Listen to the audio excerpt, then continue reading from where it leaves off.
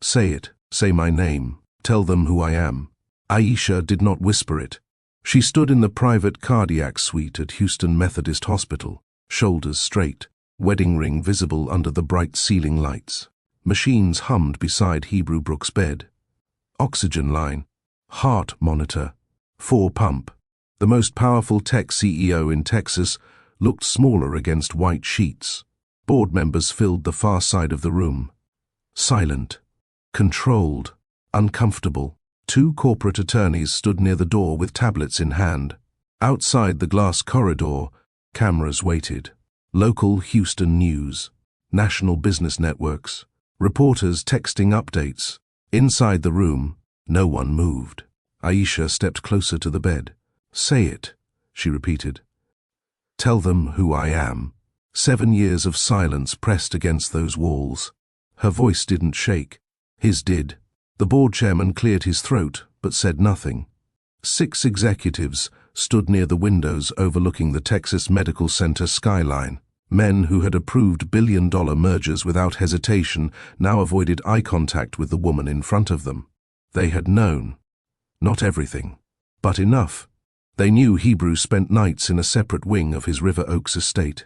They knew payroll records listed a household director with unusual access privileges. They knew a child existed. They chose comfort over clarity. One attorney leaned toward the other and whispered, "If he makes a statement, we document it. Document it. Like this was a transaction. Like she was a clause." Aisha turned slowly toward them. "For 7 years," she said, her voice steady, "you attended my home for dinners. You shook my hand. You called me staff." No one interrupted her. Hebrew's breathing grew uneven. The monitor ticked faster. Outside the suite doors, camera shutters clicked. Word had spread that he might release a final statement. Inside the room, tension tightened. This was no longer about illness. It was about ownership of truth. Hebrew swallowed hard. He looked at the men who built his empire with him. Then he looked at the woman who built his life. And for the first time, the 2 worlds were standing in the same room. Down the corridor, reporters crowded behind hospital security. Is Camille Devereaux inside? Has the CEO named a successor? Is this about the estate? Phones streamed live updates from the lobby. Social media speculated in real time. Hebrew Brooks' name trended across business feeds. No one mentioned Aisha. Not one headline carried her name. Inside the suite, a communications director stepped in quietly. "Sir, the networks are ready. If you're making a statement, we go live in 3 minutes." 3 minutes. 7 years reduced to 3 minutes. Aisha felt the weight of it. Not fear, not nerves. Clarity. She had buried enough silence. She looked at Hebrew. "If you walk out of this life the way you walked through it," she said calmly, "I will raise our son with your name, but not your example." The words cut deeper than accusation. The heart monitor steadied for a moment, then jumped again. One board member shifted uncomfortably. This was no longer private. The country was waiting, and the man who controlled every narrative in his career now faced the one he never controlled at home. The countdown had started. In the far corner of the suite, beneath a mounted television muted on a financial news channel, King slept in a chair too small for his long legs. His sneakers touched the floor. One arm hung loosely at his side. He had cried earlier. Quietly, trying not to disturb the adults. He was 8, old enough to understand whispers, old enough to notice when his father introduced him as my nephew at corporate events. Margie stood beside him now, one protective hand resting on his shoulder. She watched Aisha, not Hebrew. Her loyalty had always been clear. Aisha followed Hebrew's gaze as it drifted toward their son. "You adore him in private," she said softly. "You correct his homework. You tuck him in. You tell him he's strong." Her voice sharpened. "But outside those gates, you shrink him." Hebrew's jaw tightened. His hand trembled slightly against the white sheet. A father on magazine covers, a leader on conference stages, a man praised for vision.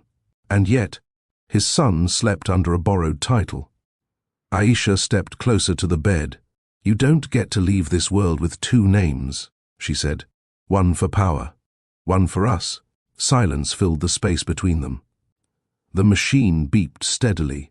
Every second he delayed carved something deeper, not into reputation, into legacy. The communications director nodded from the doorway. We're live in 30 seconds. A red light blinked on a camera, now positioned at the foot of the hospital bed. A small production crew stood frozen, unsure whether they were filming a statement or a reckoning. Hebrew shifted, wincing. Aisha did not step back. This is your moment, she said. Not as a CEO, as a husband. The board watched carefully. The attorneys lifted their tablets. Margie squeezed King's shoulder as he stirred slightly but did not wake. Hebrew's lips parted. For years he had mastered public language.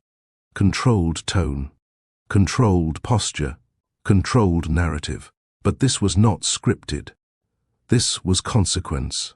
Aisha leaned closer, her voice low enough that only he could hear. If you say nothing, she whispered, I walk out of this room as I walked into your life. Unclaimed. The word landed heavy. Unclaimed. The red camera light turned solid. 5 seconds, someone said. Hebrew looked at her, then at his son, then at the men who feared market reactions more than moral ones.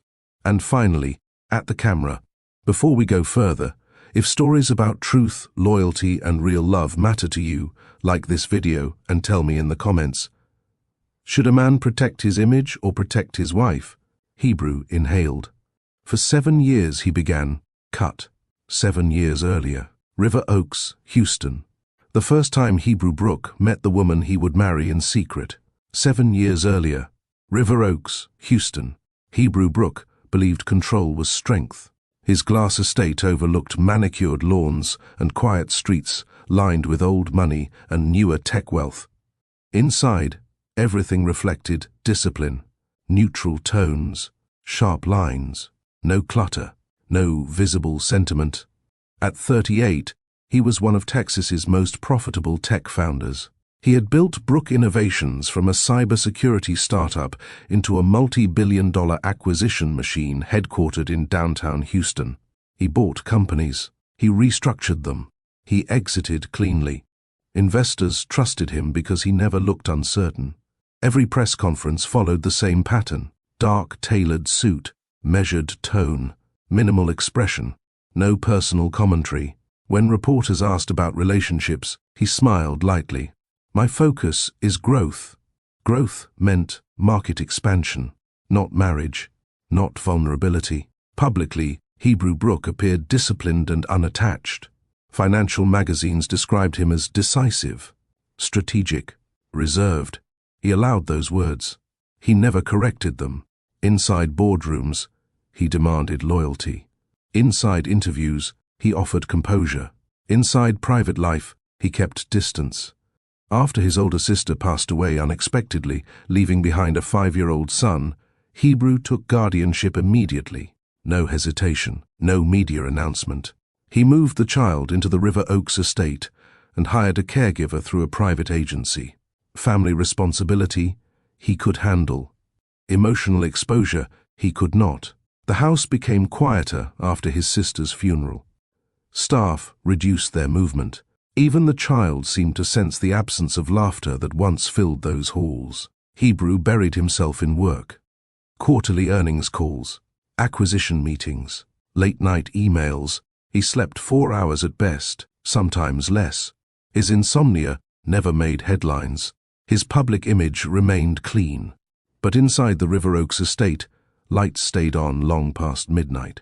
And in that controlled, carefully guarded world, a new presence was about to enter, one he did not select for strategy.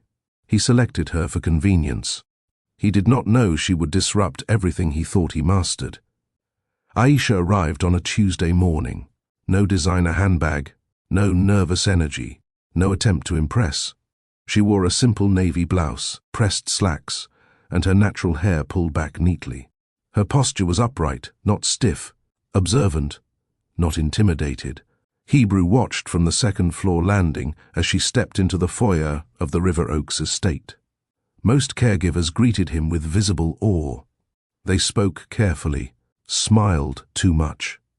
Aisha looked at him directly. "Mr. Brooke," she said calmly, "I've reviewed your nephew's medical file and school reports. I'll need access to his pediatrician and his teacher's contact. Not, I'm grateful for the opportunity. Not, it's an honor to work here. Access." Hebrew descended the stairs slowly. "You start by asking for permissions?" he asked. "I start by asking for what helps the child," she replied. No edge, no apology, just clarity. He studied her longer than necessary. "You understand confidentiality?" he asked. "Yes." "You understand discretion?" "Yes." "You understand this household does not attract attention?" She met his gaze without flinching. "I understand grief requires stability." That answer paused him. Not admiration, not fear, stability. She had not mentioned his wealth, not once. Within days, the house changed. King laughed again. Homework was done at the dining table instead of in front of a screen. The television stayed off during meals. Hebrew noticed. He returned one evening earlier than expected and found Aisha kneeling beside King, guiding him through a reading exercise. She was patient but firm. "You don't quit when it's hard," she told the boy. "You breathe, then try again." Hebrew leaned against the doorway unnoticed for a moment. She was not performing. She was invested. Later that night, in the kitchen, he found her labeling medication in a small organizer. "You're ambitious," he said casually. She didn't look up. "No." He waited. "I'm observant." He crossed his arms. "Observant of what?" She finally lifted her eyes to his. "Of people who build walls and call it discipline." The words were measured, not flirtatious, not reckless, accurate. For the first time in years, Hebrew felt assessed rather than admired. Attraction didn't strike immediately. It formed in tension, in the way she refused to laugh at weak jokes, in the way she corrected him when he dismissed King's frustration too quickly, in the way she did not treat his last name as currency. One night, after a late investor dinner, he returned to find her still awake at the kitchen counter, reviewing a school permission form. "You're off at 10, he said. "The form is due tomorrow," she replied. He forgot. He poured himself water. "You're thorough." "That's part of care." Silence followed. Not uncomfortable. Aware. He noticed the curve of her wrist as she wrote. She noticed the exhaustion in his eyes. Neither addressed it. Yet, the house felt different when she walked through it. Not softer, stronger. Hebrew had hired her to manage his nephew's schedule. He had not prepared for the way she would begin managing the emotional temperature of the entire estate. And somewhere between quiet dinners and guarded conversations, tension shifted from professional to personal. Neither acknowledged it, but neither ignored it either. It happened without planning. A Houston thunderstorm rolled in late that evening, rain striking the tall windows of the River Oaks estate with steady force. Power flickered once but held. King had fallen asleep early after a long day at school. Hebrew stood alone in his home office, staring at a spreadsheet he had reviewed 3 times without absorbing it. He hadn't slept properly in weeks. The numbers blurred. A soft knock interrupted him. Aisha stepped in slightly. The storm scared him. He asked if you were home. "I am," Hebrew replied. She nodded. "He's settled." She turned to leave. "Do you ever sleep?" she asked quietly without facing him. The question caught him off guard. "I manage," he said. "That's not what I asked." He hesitated. He did not owe staff vulnerability, yet something in her tone removed hierarchy from the room. "No," he said finally. "Not well." She stepped fully inside. "Since your sister passed?" "Yes." No explanation, no polished answer, just yes. He expected sympathy. She did not offer it. "Grief doesn't respect status," she said. "It waits until the house is quiet." He exhaled slowly. "You speak like you've practiced that sentence." She leaned against the edge of the desk, careful to keep distance. "My father left when I was 9, she said calmly. No warning, no call, no explanation. Hebrew looked at her more closely. "My mother worked 3 jobs. I learned early not to depend on presence." Her voice did not crack. It was delivered like fact. "You seem composed," he said. "Composure is survival." The storm grew louder outside. For the first time since hiring her, he did not feel like her employer. He felt understood. "I don't know how to stop working," he admitted. "If I stop, I think. And if you think, I feel it." Silence filled the office. Not heavy, honest. She walked toward the bookshelf and ran her fingers along the spines of unopened novels. "You built an empire," she said softly, "but you don't know how to sit in your own living room." That was the first time he felt seen, not as a CEO, as a man avoiding himself. He stepped closer without realizing it. She didn't move away. The space between them narrowed slowly, deliberately. His hand brushed her wrist when he reached to steady a book she had touched. The contact was brief, intentional. Neither pulled back immediately. "You don't scare me," she said quietly.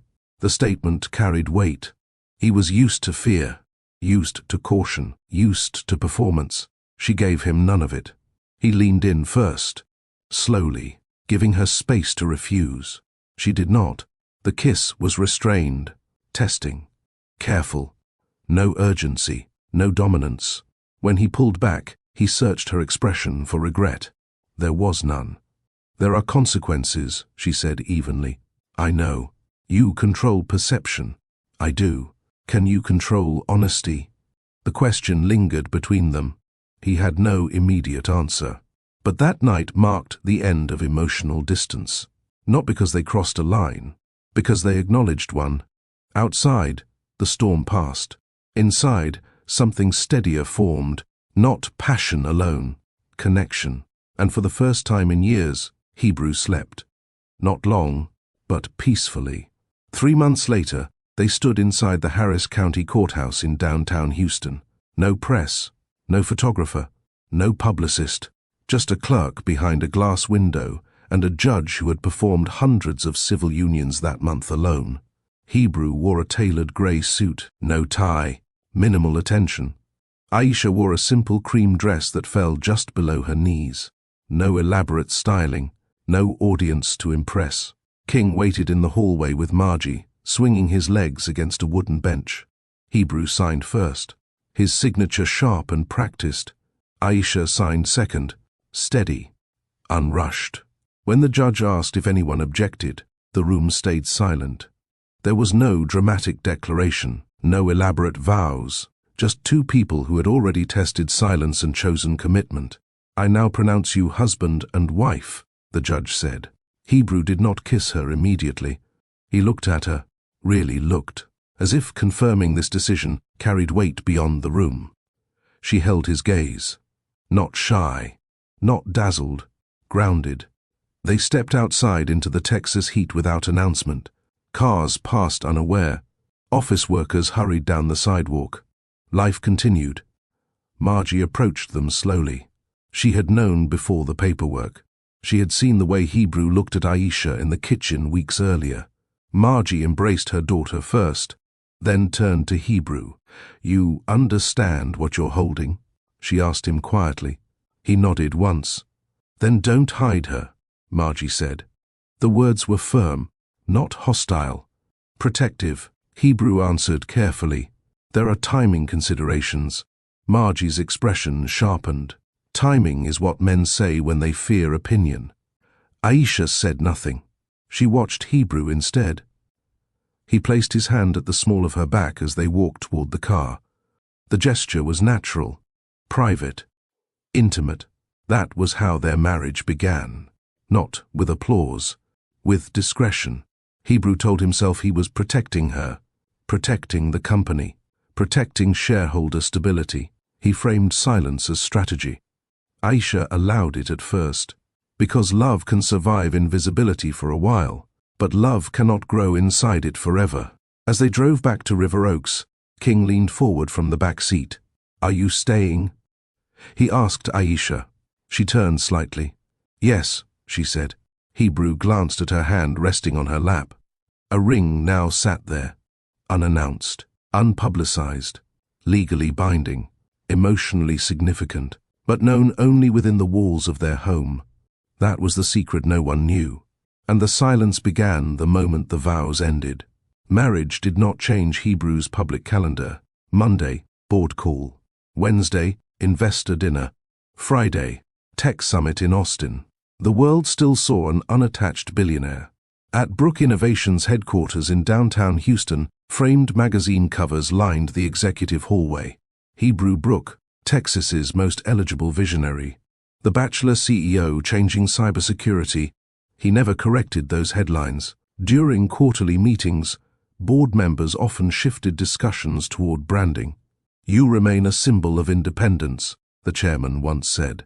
"That has value." Value. Hebrew understood that language. Marriage complicated narratives. Marriage raised questions. Marriage created visibility. So, he postponed announcement. "The market isn't stable enough," he told Aisha one evening at the River Oaks estate. She folded King's laundry without looking at him. "The market," she repeated. "It's timing," he clarified. "Major acquisition pending. Investors are sensitive to sudden image shifts." "You mean shareholders don't like surprises?" "Yes, and I am a surprise." He paused. "No." But the silence afterward said enough. At home, she was not hidden in practice. She ran the household with authority. She attended school meetings as King's guardian. Staff respected her. But outside the gates of River Oaks, she did not exist. When Hebrew attended corporate galas at the Post Oak Hotel, he arrived alone.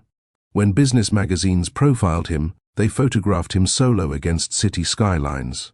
When reporters asked about his personal life, he deflected with humor. "Work is my commitment," he would say lightly. Aisha watched those clips occasionally, not obsessively, not dramatically, just carefully. One evening, she stood beside him in their bedroom as he adjusted cufflinks before leaving for a fundraiser in Manhattan. "You're married," she said calmly. "Yes, but no one knows." He faced the mirror. "They will." "When?"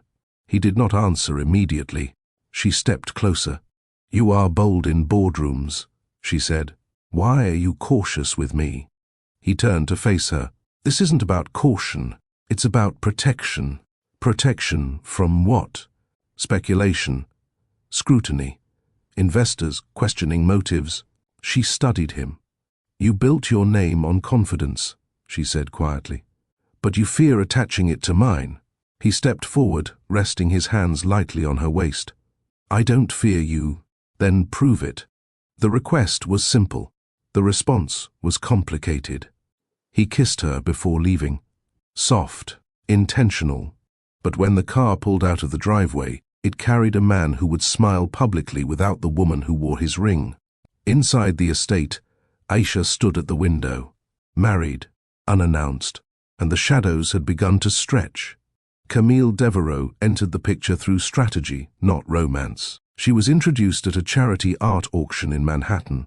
Old money background, Columbia graduate, polished in a way investors understood immediately. When Hebrew stepped onto the red carpet beside her for a staged photograph, the flashbulbs brightened. "Are we seeing a new power pairing?" one reporter asked. Hebrew gave a controlled smile. "We support the same causes." Camille did not deny it. She knew how to stand half a step closer, close enough to imply interest, far enough to preserve ambiguity. Within 48 hours, headlines circulated. Brook and Devereaux, a merger of minds. Tech titans spotted with Manhattan elite. Board members approved quietly. "She elevates the brand," one executive remarked during a Houston strategy dinner. Hebrew did not correct that statement either. Back in River Oaks, Aisha saw the coverage on her phone while packing King's school lunch. She did not slam cabinets. She did not cry. She read carefully. Camille appeared poised, intelligent, socially acceptable in every corporate sense. Later that evening, Hebrew returned from LaGuardia Airport close to midnight. Aisha waited in the kitchen. "You enjoyed New York?" she asked. "It was productive. With Camille?" He set his phone down slowly. "She understands how to move in those rooms." "And I don't?" "That's not what I said. But that's what you meant. He stepped toward her. This is optics. She held her ground. Optics become patterns, she replied. He reached for her hand. She did not pull away, but she did not soften either.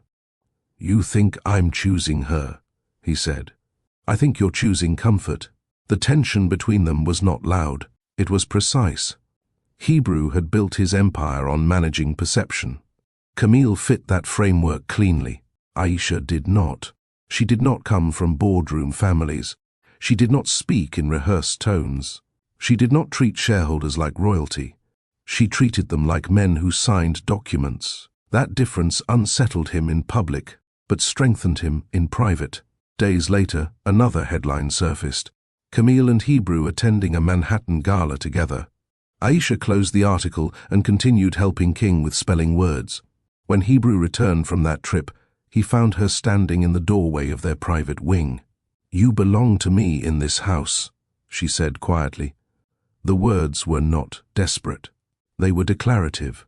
He stepped closer, removing his jacket slowly. And outside? He asked. She did not answer. Because outside, she did not exist. And that silence had begun to feel deliberate. That night, neither of them pretended.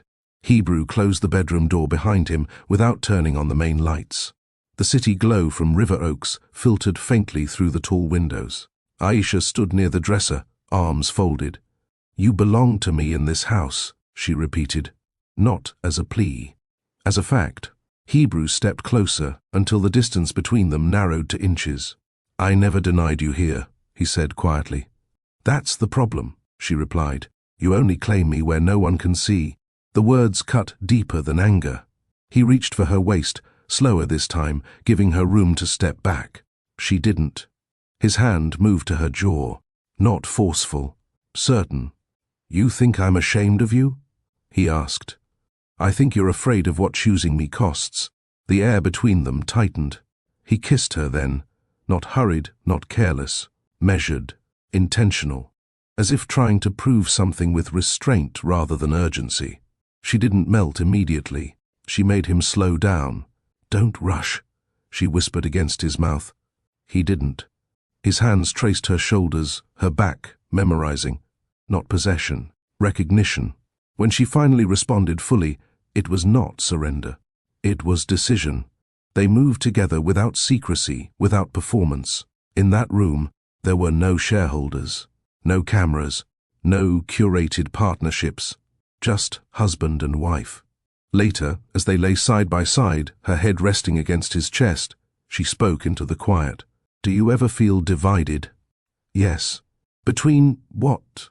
He hesitated. Between strength and approval. She lifted her head slightly. You built strength. You chase approval. He didn't argue. The next morning, he flew to New York for another public appearance. At a technology leadership summit in Midtown Manhattan, he stepped on stage alone. Camille sat in the front row. Photographers angled their lenses carefully. When a journalist asked about his personal life, Hebrew smiled. I'm married to innovation, he replied lightly. The audience laughed. Camille smiled politely. Across the country, Aisha watched the clip on a muted screen while preparing breakfast for King. No ring visible on television, no mention of family. Private fire, public erasure. That contrast began to harden something inside her. Love survived passion. It struggled under denial. And Hebrew did not yet understand that intimacy without visibility feels incomplete. The annual Brook Innovations Gala was held at the Post Oak Hotel in Houston. Black tie, investors, media coverage. Hebrew arrived alone. Again, inside the River Oaks estate, Aisha helped King with a school project at the dining table while a live stream of the gala played silently on a tablet. She had not been invited, not formally, not privately. The camera cut to Hebrew stepping onto the stage beneath a banner that read, Leadership, Vision, Legacy. Applause filled the ballroom. He thanked partners, recognized board members, praised growth. Then the host made a passing remark, and behind every successful man, the audience laughed softly. Hebrew paused only a second. Is relentless work. More applause. Aisha's hand tightened slightly around the pencil she was holding. Not because he had denied her explicitly, because he had erased her effortlessly. Later in the evening, a reporter approached him near the exit. "Is there someone special in your life?" He smiled with practiced ease. "My focus remains the company." The clip replayed across business media before midnight. Back at home, King had gone to bed. Aisha stood alone in their bedroom when Hebrew returned after 1 in the morning. He loosened his tie. "You watched?" he asked. "Yes." Silence followed. "You handled it well," she said. The compliment was controlled. "You sound distant," he replied. "I am thinking about how long you believe I will live in between sentences." He stepped toward her. "This phase will pass." She met his eyes. "Phases are short. 7 years is not." He froze slightly at that number. It was the first time she measured time out loud. "Do you regret marrying me?" he asked. "No." "Then what is this?" "This," she said calmly, "is me realizing love without visibility feels incomplete." She removed her ring slowly and placed it on the nightstand. Not as a threat, as clarity. "I am still your wife," she continued, "but I will not shrink to fit your press release." Hebrew stared at the ring. For the first time, the silence between them did not feel controlled. It felt dangerous, because this time it wasn't about headlines. It was about dignity, and something inside Aisha had begun to shift. The delivery room at Texas Medical Center was quiet, except for controlled instructions from nurses. Hebrew stood near Aisha's shoulder, sleeves rolled, tie removed. No board members, no assistants, no phones. Just him and her. Aisha gripped his hand firmly, not dramatically, not theatrically. "Stay present," she said, through steady breaths. "I am," he replied. He had negotiated hostile acquisitions with less tension than he felt in that room. When King was born, the cry cut through everything. Hebrew felt something break open in his chest. The nurse placed the child in Aisha's arms first. Dark curls, strong lungs, eyes already alert. Hebrew stepped closer. "Healthy," the doctor confirmed. He exhaled slowly. He had prepared financially. He had not prepared emotionally. Later, when the nurse handed him the birth certificate paperwork, he signed without hesitation. "Father, Hebrew Brook." No pause. No calculation. He kissed Aisha's forehead afterward. "You were strong," he said. "So were you," she replied. For a moment, the world narrowed to 3 people. No investors, no public image, no narrative, just family. But outside the hospital walls, Hebrew's communications team drafted statements about upcoming mergers. There was no announcement of a son. When they left the hospital through a private exit, cameras did not follow. The car ride back to River Oaks was quiet. King slept in the car seat.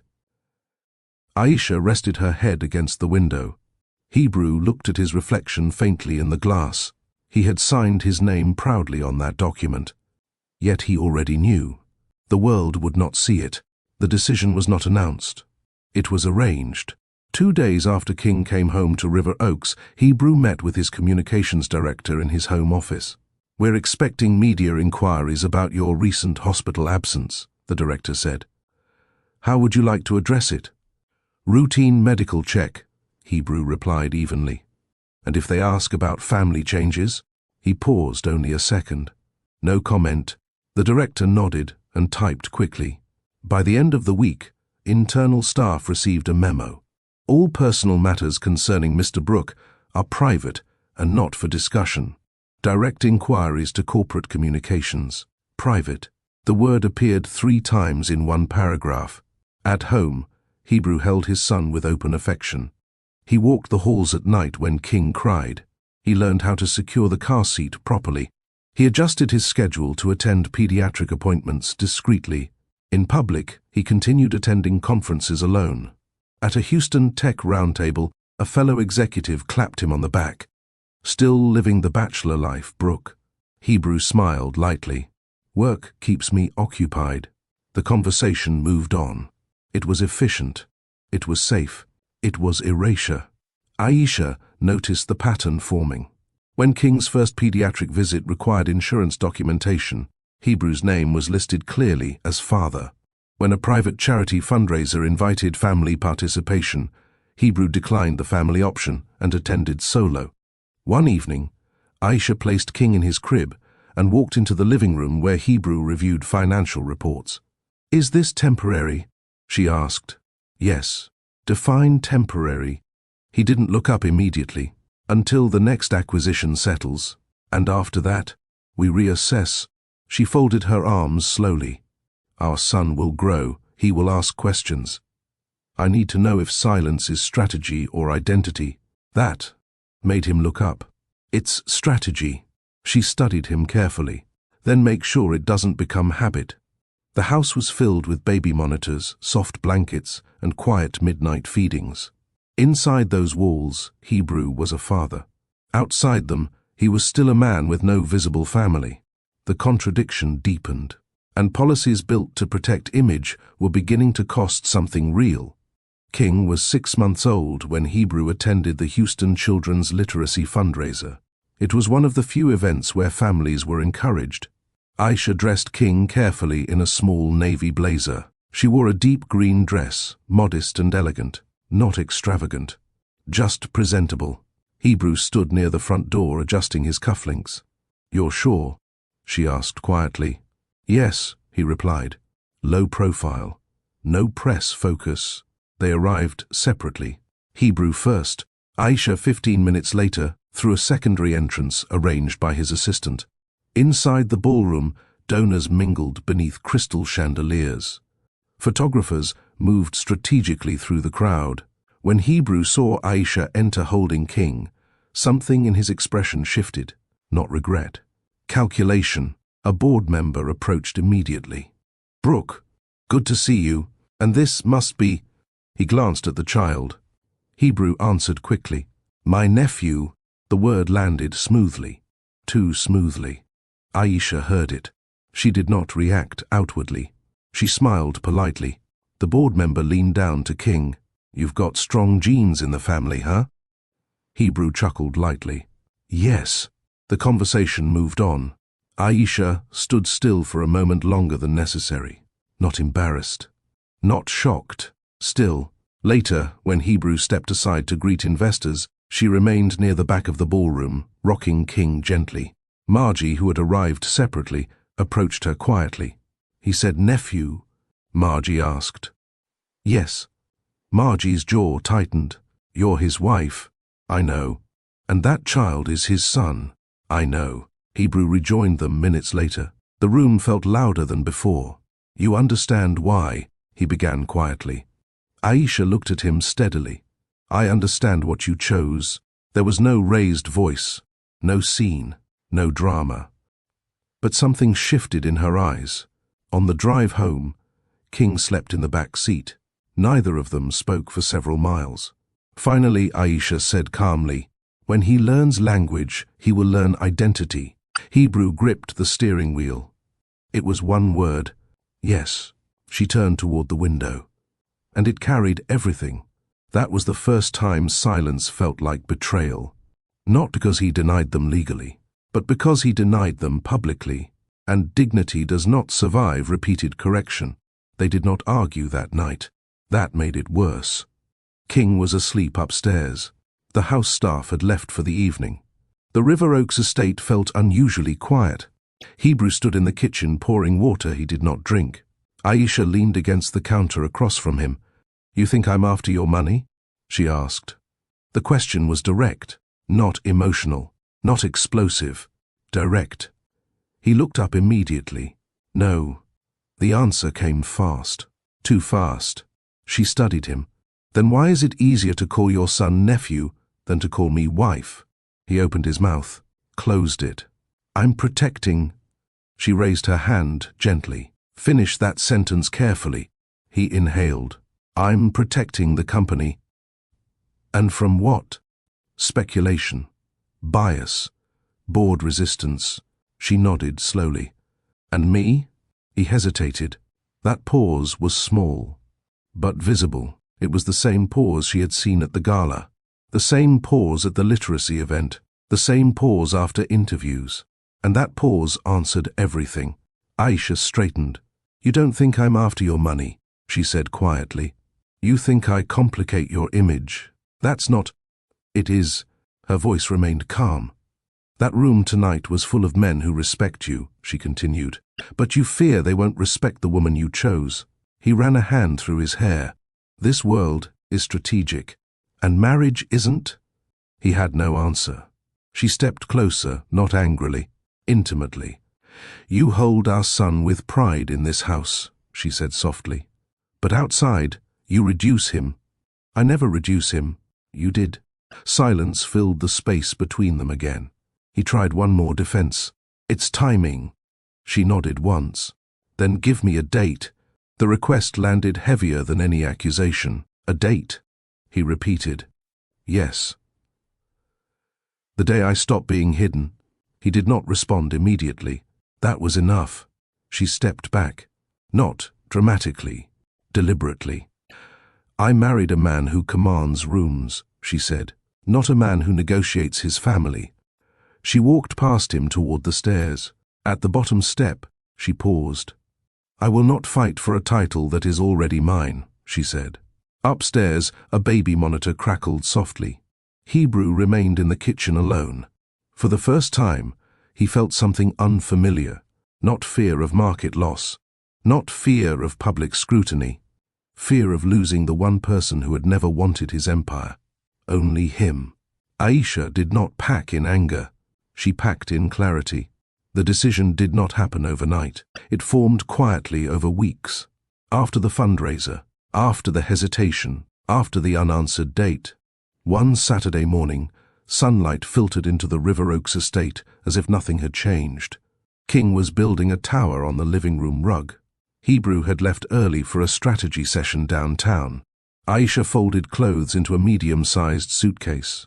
Not everything.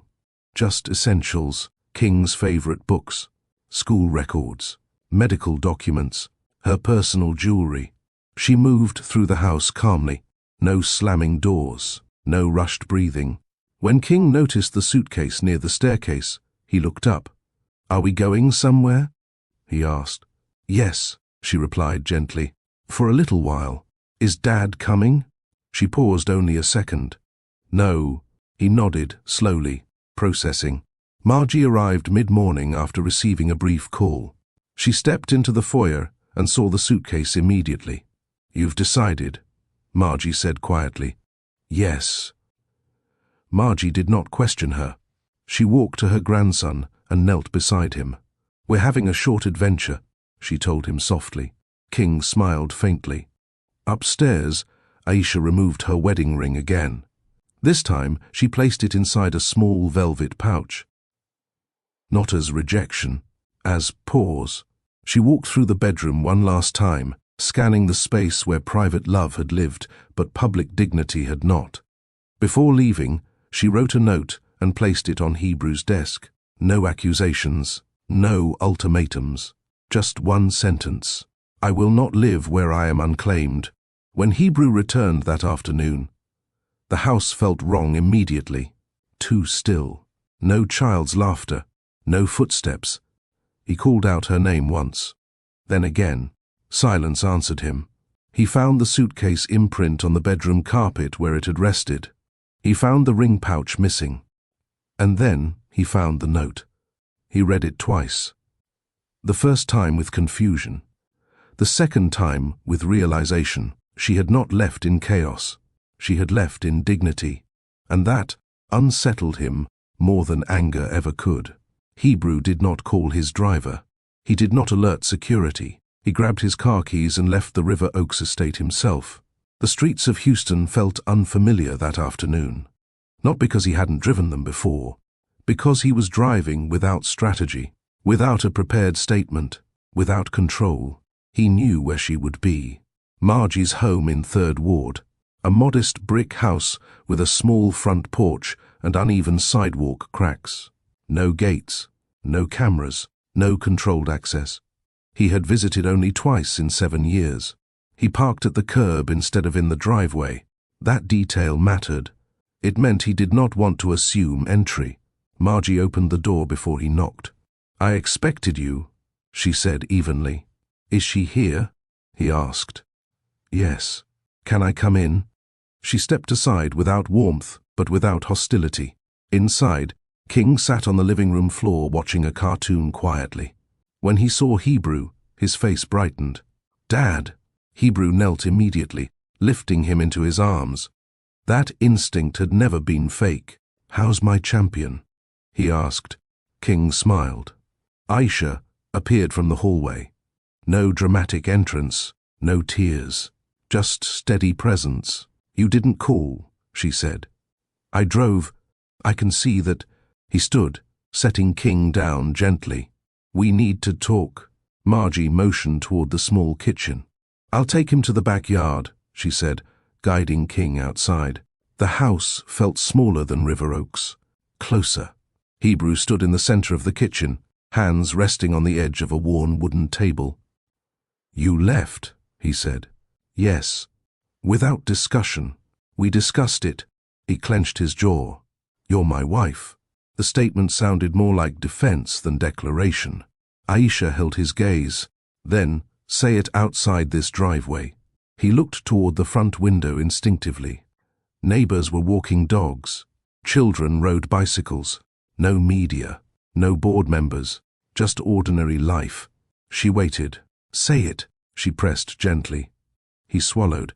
Not because the words were difficult, because the consequence was, if he claimed her here, he would have to claim her everywhere. He remained silent. That silence said more than any explanation. Aisha nodded once. "That's why I left." The truth settled between them. Not explosive. Final. For the first time, Hebrew felt something unfamiliar. Small. Not in wealth. In courage.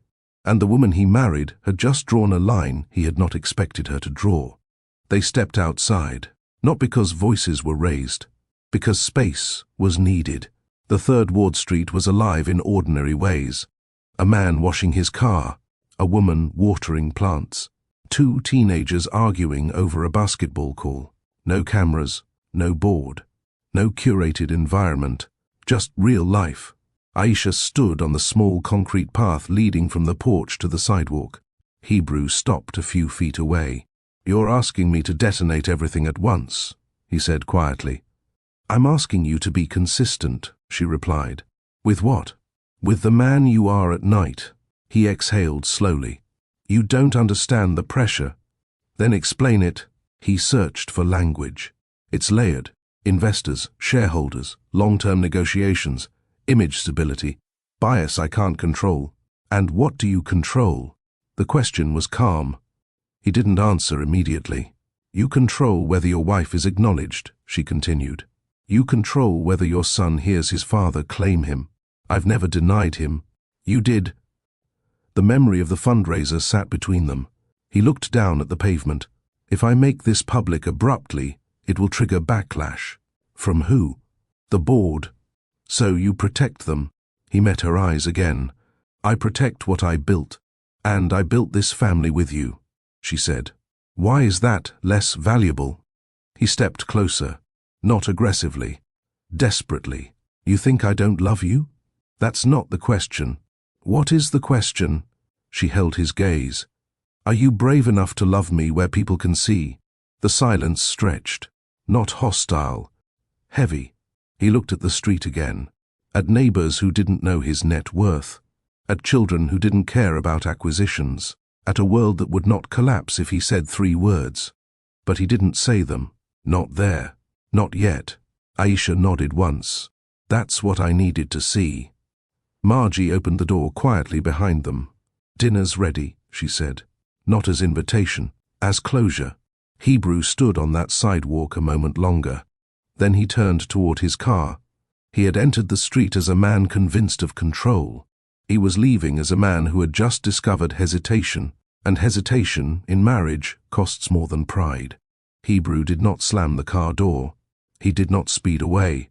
He sat behind the wheel for nearly a full minute before starting the engine. Margie's modest brick house reflected in his rearview mirror. The porch light flickered once as the door closed behind Aisha. For the first time in years, Hebrew Brook had nothing to command. No board vote, no acquisition, no strategy call, just absence. The drive back to River Oaks felt longer than usual. Traffic along Main Street slowed him near the museum district. He barely noticed. He replayed the sidewalk moment again and again. Are you brave enough to love me where people can see? It wasn't accusation. It was exposure. He had faced hostile investors without flinching. He had navigated multi-million-dollar lawsuits calmly. He had restructured companies under public scrutiny. But 3 simple words on a residential sidewalk had stopped him. When he pulled into his gated driveway, the estate looked unchanged. Security lights steady, landscaping perfect, windows illuminated. Yet the house felt hollow when he entered. No small shoes near the entry bench, no children's laughter echoing down the hall, no soft conversation in the kitchen. He walked into the master bedroom and opened the drawer where she had once kept her jewelry. Empty space. He sat on the edge of the bed. The same bed where he had promised protection. The same room where he had chosen restraint over visibility. He thought of the fundraiser, of the word nephew, of the pause when she asked for a date. He realized something uncomfortable. He had never feared losing investors. He had feared losing control of perception. And that fear had just cost him the one person who never wanted his empire. Only him. His phone buzzed. A message from the board chairman. He ignored it. For the first time, market fluctuations felt smaller than personal failure. He stood and walked to the large living room window overlooking the manicured lawn. In that glass reflection, he did not see a billionaire. He saw a man who could command rooms, but not courage. That night, he did not sleep, not because of insomnia, because clarity had arrived. And clarity is louder than silence. Downtown Houston, Brook Innovations headquarters. The boardroom overlooked the skyline, floor-to-ceiling glass framing a city Hebrew had helped reshape through acquisition and expansion. 12 executives sat around the long polished table. Quarterly projections displayed across the screen. A major cybersecurity merger hung in balance. Hebrew stood at the head of the table. Calm, controlled, precise. As outlined, he said, clicking to the next slide, we consolidate the smaller firms before third quarter and reposition for federal contracts. Heads nodded. Numbers aligned. Risk managed. One board member leaned forward. We're seeing investor hesitation after the Manhattan coverage, he said carefully. Hebrew's jaw tightened slightly. What hesitation? Questions about stability, public alignment, personal distractions. The room stilled. Hebrew's expression remained neutral. My personal life does not impact operational discipline. Another board member cleared his throat. Perception shapes valuation. The word again. Perception. Hebrew felt something tighten in his chest. Not emotional. Physical. He reached for the water glass near him. His fingers brushed it, but did not grip firmly. The room blurred slightly. He blinked. Continued speaking. As I was saying. His voice faltered. The slide behind him shifted, but he did not register it. A sharp pressure spread across his chest, radiating down his left arm. He paused. Someone spoke. Hebrew. The room tilted. He tried to steady himself against the table. The glass fell first. Then he did. Executives stood abruptly. Call. Emergency. Get medical. One board member stepped back instinctively, shock overtaking composure. Hebrew lay on the polished floor beneath the screen that displayed projected growth margins. The irony did not escape anyone. The man who managed risk had not managed his own body. As paramedics rushed in minutes later, one executive whispered to another, "This cannot hit the press before market close." Even in crisis, valuation mattered. As they wheeled Hebrew out of the building and into the Houston afternoon, sirens cutting through traffic, his phone buzzed in his pocket. A message from Aisha. Unread, the boardroom remained frozen long after the ambulance doors shut. For the first time since Brook Innovations was founded, leadership felt unstable. And for the first time in years, Hebrew's body had forced him to stop. The ambulance reached Houston Methodist within minutes. By the time Hebrew was transferred to a cardiac unit, word had already leaked. Not officially, but efficiently. A hospital staff member texted someone. A board assistant made a call. A financial blogger posted speculation. Within an hour, news alerts flashed across business feeds. Hebrew Brook rushed to hospital. Tech CEO collapses during board meeting. Satellite vans lined the curb outside the medical center before sunset. Reporters stood behind barricades. Sources say the condition is serious. Questions remain about leadership succession. Inside the hospital, executives huddled in a private waiting room. This must be controlled, the chairman insisted. No statements until doctors confirm, but one person did not wait for confirmation. Camille Devereaux arrived through the main entrance. Black dress, composed expression, phone already pressed to her ear. "Yes," she said calmly to whoever was on the other end. "I'm here." Cameras caught her immediately. Microphones lifted. "Ms. Devereaux, how close are you to Mr. Brook? Are you family? Are you handling decisions?" She paused deliberately. "I care about him deeply," she said. It was careful wording. Close enough to imply intimacy, vague enough to avoid liability. Within minutes, the narrative began forming. Business associate Camille Devereaux seen at CEO's side. Longtime companion reportedly present. Inside the hospital, Hebrew was unconscious. Machines monitored heart rhythm and oxygen levels. Doctors moved efficiently. The board chairman received a call. "She's outside," an assistant whispered. "Who?" "Camille." The chairman closed his eyes briefly. Of course she was. It fit the image. It kept continuity. It preserved expectation. Meanwhile, across Houston, Aisha was helping King with homework when her phone vibrated repeatedly. She looked down. News alerts. Her hands stilled. She read the headline twice. Then she read the subheading, mentioning Camille's presence. Her breathing remained steady. She stood. "Mom?" King asked. "I need to step out," she said gently. She called Margie. "I'm going," she said. Margie's voice was firm. "I'm coming too." Neither rushed. Neither panicked. They dressed King carefully, not for spectacle, for dignity. Outside the hospital, cameras continued filming Camille as she entered through the main doors. Inside, Hebrew's condition stabilized briefly. But the story forming outside was already incomplete, because the woman who held his marriage certificate was not yet in frame, and when she arrived, it would change the room. Aisha did not use the main entrance. She knew better. Margie had already called a contact inside the hospital. Within minutes, they were directed toward a private side access used for families who preferred discretion. King held her hand tightly as they walked through the quieter corridor. He had seen the headlines on her phone. "Is Dad going to die?" he asked softly. She crouched in front of him. "Your father is strong," she said. "And we are here." She did not promise what she could not control. Inside the cardiac floor waiting area, the board chairman looked up as they entered. His expression shifted immediately. Not surprise. Recognition. He had attended dinners at River Oaks. He had seen her at the end of hallways. He had chosen silence then. Now silence felt different. "Mrs." he began. He stopped himself. Aisha held his gaze. "Yes," the single word corrected him. One attorney stood. "Only immediate family is allowed near the room," he said carefully.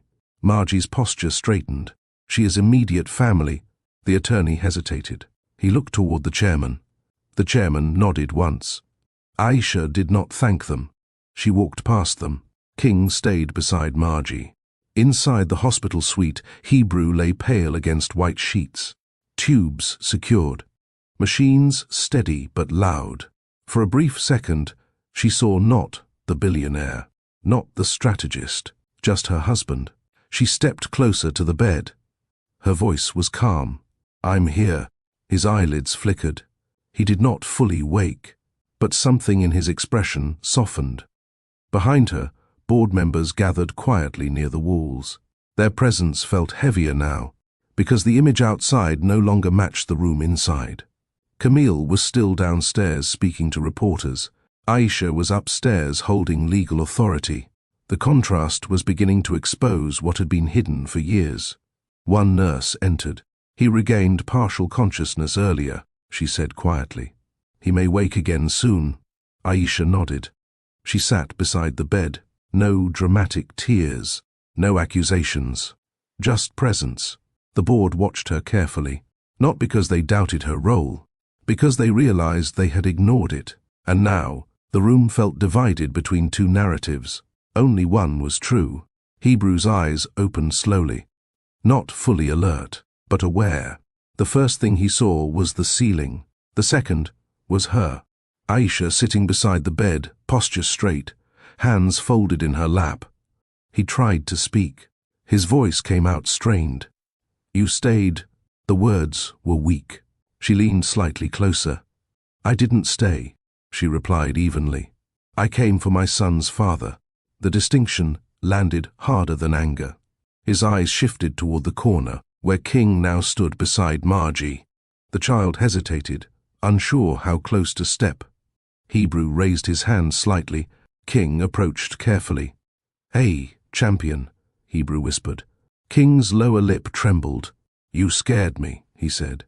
"I know." Hebrew's gaze moved back to Aisha. Board members remained near the walls. Attorneys stood still.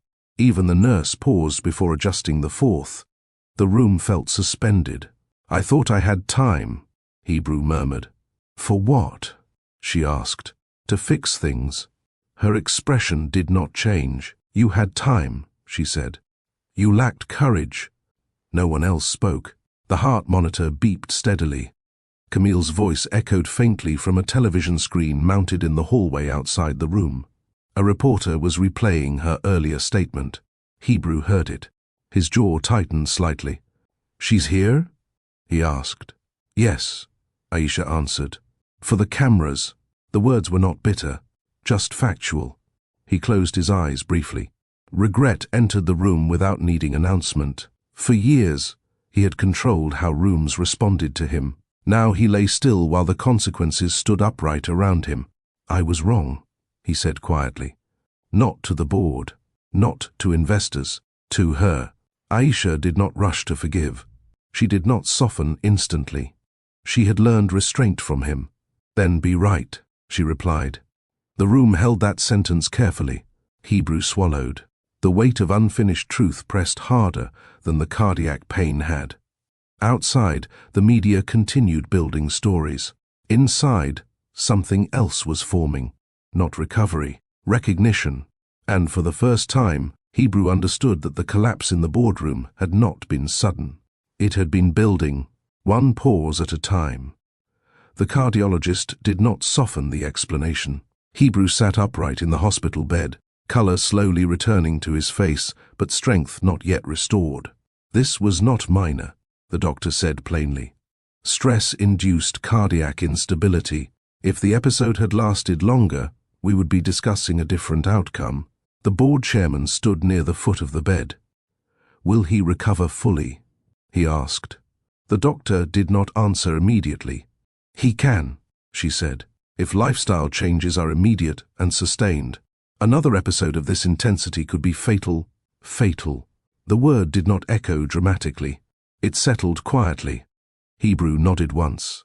No visible panic, but something shifted behind his eyes. When the doctor left, silence filled the room again. The board chairman stepped forward. "We need contingency clarity," he said carefully. "Succession planning, asset alignment, legal review." Hebrew looked at him steadily. "Schedule a full estate audit," he said. The attorney stiffened slightly. "Immediately." "Yes." The room absorbed the instruction. 7 years of private marriage, an unannounced son. Corporate structures built around a single public identity. If he died without correction, the damage would be permanent. Aisha remained seated near the window. She did not interrupt. She listened. For the first time, Hebrew spoke not as CEO, as husband.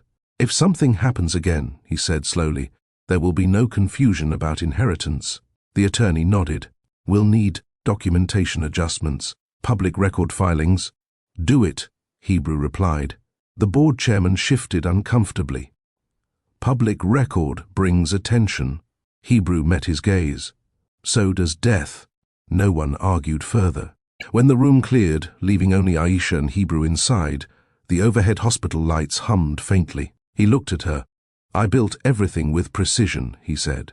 "But I left the most important part undefined." She did not respond immediately. "Now mortality is forcing definition," she said calmly. He nodded. And for the first time in years, Hebrew Brook felt the weight of time not as schedule, but as limit. The hospital required a psychological consult as part of post-cardiac evaluation. Hebrew almost declined it. He had never believed in discussing vulnerability with strangers. But the cardiologist insisted. "Stress management is not optional," she said. "Your body made that clear." The counselor arrived mid-afternoon. Dr. Elena Ruiz. Calm tone, direct eyes, no corporate reverence. She pulled a chair near the bed instead of standing over him. "Mr. Brook," she began, "tell me what you believe caused this." "Work," he answered quickly. "Be specific." He hesitated. "Pressure, expectations, market volatility." She nodded slightly. "And outside the market?" Silence. Aisha stepped outside to give them privacy. The room felt smaller without witnesses. "You built a public image," Dr. Ruiz said. "Is there a gap between that image and your private reality?" "Yes." "How large?" "Significant." "Does maintaining that gap require effort?" "Yes." "Constant effort?" He exhaled slowly. "Yes." She studied him for a moment. "What are you afraid of losing?" "My company." She waited. "That's not the full answer," she said gently. He stared at the wall across from him. "I am afraid of losing respect." "From who?" "The board, investors, industry peers. And if they knew you were married," he swallowed, "they would question my judgment." "Why?" He paused longer this time. "Because she doesn't fit the image they expect." Dr. Ruiz leaned slightly forward. "So you concealed her?" "Yes." "To preserve their comfort?" "Yes." "And how much energy does concealment cost?" He thought carefully. "More than I admitted. Enough to harm your heart." Silence again. He had negotiated billion-dollar contracts without sweating. But this conversation felt more invasive. "Do you love your wife?" she asked plainly. "Yes." "Does hiding her align with that love?" "No." The word formed in his mind before he spoke it. "No." "Then what does hiding her protect?" He closed his eyes briefly. "My ego, not the company, not the investors. His ego." The room held that truth quietly. Dr. Ruiz did not judge. "Your body collapsed under divided identity," she said calmly. "Sustained contradiction creates internal conflict. Internal conflict produces stress. Stress produces consequence." He looked at his hands. For years, he had believed perception equaled power. Now perception had nearly killed him. "When you leave this hospital," she continued, "you will face a choice. Continue managing image, or integrate truth." He nodded slowly. The integration would not be smooth. It would be public and costly. But for the first time, the cost of silence looked heavier than the cost of honesty. When Aisha re-entered the room, he looked at her differently. Not as risk, as reality. By evening, Hebrew had made up his mind. Not emotionally, strategically. He requested the board return to the hospital suite. They gathered quickly, confusion evident in their posture. The chairman spoke first. "Doctors recommend minimal stress. Any announcements should wait." Hebrew looked at him steadily. "I'm not waiting." The attorney shifted. "For what exactly?" "For correction." The word unsettled the room. He turned to his communications director. "Set up a live statement from this hospital suite." "Sir." The director blinked. "Invite local and national business media. Limit questions. Prepare a brief podium." The chairman leaned forward. "This is not necessary." A simple health update will stabilize the market. This isn't about the market, Hebrew replied evenly. The silence that followed felt heavier than before. What is this about? Another executive asked. Truth. He turned toward the attorney. I want my wife present. The word landed deliberately. Wife. The board exchanged glances. And Camille? The chairman asked carefully. Hebrew did not hesitate. Invite her too. The attorney frowned. That complicates optics. Optics created this, Hebrew replied. He continued calmly. I will not have speculation fill a void I created. Everyone stands in the same room. The communications director began typing. Time? Tomorrow morning, Hebrew said. That's fast, the chairman cautioned. So was my collapse. No one challenged him further. The plan formed quickly. Press credentials verified. Camera placement arranged. Hospital approval secured. The suite would be transformed into a controlled media environment by sunrise. When the board left, Aisha remained seated near the window. You're moving quickly, she observed. Yes. For the right reasons. He met her gaze. I can't repair 7 years privately. She studied him carefully. And you think a press conference repairs it publicly? No. Then what does it do? It removes the lie. The fluorescent lights hummed faintly above them. Outside, reporters still speculated about succession and stock valuation. Inside, a different correction was being prepared. For the first time, Hebrew was not managing perception. He was preparing to dismantle it. When the room cleared and the hospital floor quieted for the night, Hebrew looked at Aisha. It has to be you beside me, he said. She didn't answer immediately. The fluorescent lights above them cast a steady brightness across the sterile walls. No shadows to hide behind. No dim corners. You're asking me to stand there, she said calmly. After 7 years of standing nowhere, I'm asking you to stand where you belong. She shook her head slightly. Don't make me your redemption story. The words were not angry. They were precise.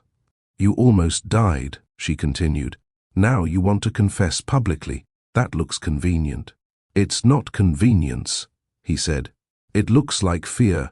He swallowed. It is fear. She held his gaze. Of death. No. He took a breath. Of being remembered as a coward. Silence settled between them.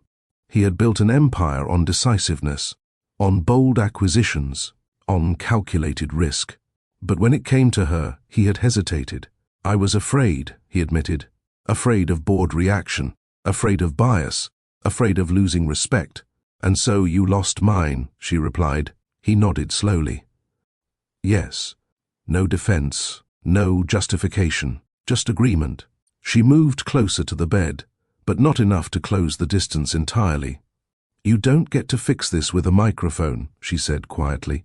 You fix this with consistency. I will. How? By choosing you even if the market reacts, even if the board resists, even if headlines criticize. She searched his face carefully. For how long? For the rest of my life. The statement was simple. No dramatic emphasis. No corporate phrasing. Just commitment. You want me beside you tomorrow? She asked. Yes. Then understand something. He waited. If you hesitate even once in that room, I will walk out. And I will not return. He did not flinch. I won't hesitate. She studied him one last time, then nodded once. This is not about inheritance, she said. It's about integrity, I know. And if you survive this, she added quietly, you don't get to go back to convenience. I won't. The fluorescent lights continued their steady hum. Outside, the hospital prepared for morning media arrival. Inside, a man who had controlled every narrative of his career had finally admitted what nearly cost him everything. He had not feared losing wealth. He had feared being judged. And that fear had made him small. Tomorrow would determine whether he remained that way. By 8:30 a.m., the hospital suite no longer felt like a recovery room.